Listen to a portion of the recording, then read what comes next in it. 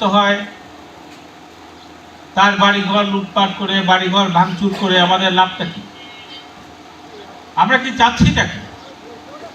এটাই হলো আমার প্রশ্ন। আমরা সারা জীবন বংশ পরম্পরায় এই অঞ্চলে হিন্দু মুসলমান পাশাপাশি বসবাস করে আসছি। আমরা একজন আরেকজনের অনুষ্ঠানে, ধর্মীয় অনুষ্ঠানই হোক আর পারিবারিক অনুষ্ঠানই হোক, আমরা অংশগ্রহণ করে তাদেরকে সহযোগিতা করছি। হঠাৎ করে এমন কি হলো যে আমাদের এই হানাহানি করতে হবে? আমাদের সামনে কি ইতিহাস নাই? আমরা এগুলো দেখি না? আপনারা জানেন যে রামুতে, চট্টগ্রামের রামুতে এরকম একটা ঘটনা ঘটছিল।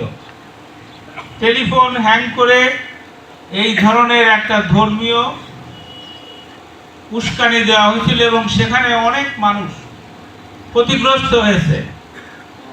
বৌদ্ধদের গির্জা জ্বালিয়ে পুড়িয়ে দেওয়া হয়েছে। লাভটা কি হয়েছে?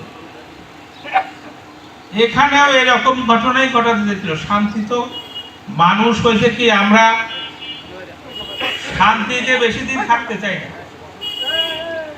শান্তিতে বেশি দিন থাকলে আমাদের মনে হয় শরীরের মধ্যে উদ্ভিদ শুরু হয়।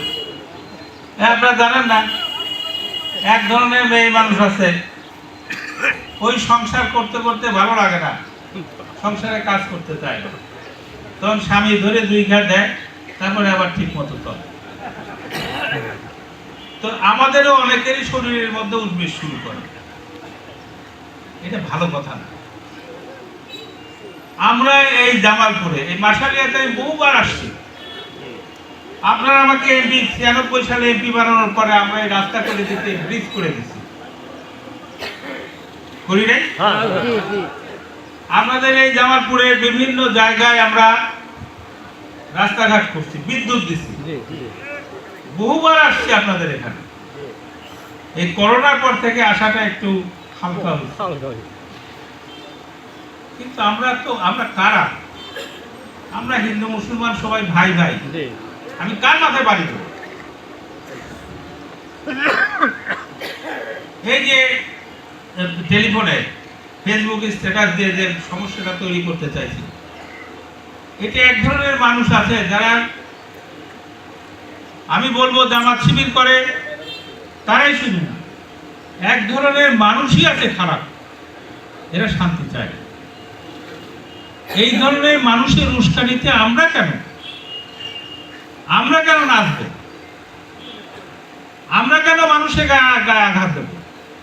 এখানে মানুষ চেষ্টা করতে, আমাদের নেতৃবৃন্দ চেষ্টা করতে, পুলিশ চেষ্টা করতে, তারপরেও কিন্তু যারা উস্কানি দিচ্ছে, তারা যে জামাত করে, তারা যে বিএনপি করে, শুধু তাই না, আমাদের দলের লোক আছে, যারা উস্কানি দিচ্ছে। আমরা কিন্তু প্রত্যেকের নাম জানি, প্রত্যেককে চিনি। এই উস্কানি দেওয়াটা সহ্য করা হবে না। আমাদের এলাকার মানুষ শান্তিতে আছে। আমাদের মাননীয় প্রধানমন্ত্রী আমাদের উন্নয়নের ছোঁয়া পৌঁছায় দিচ্ছে।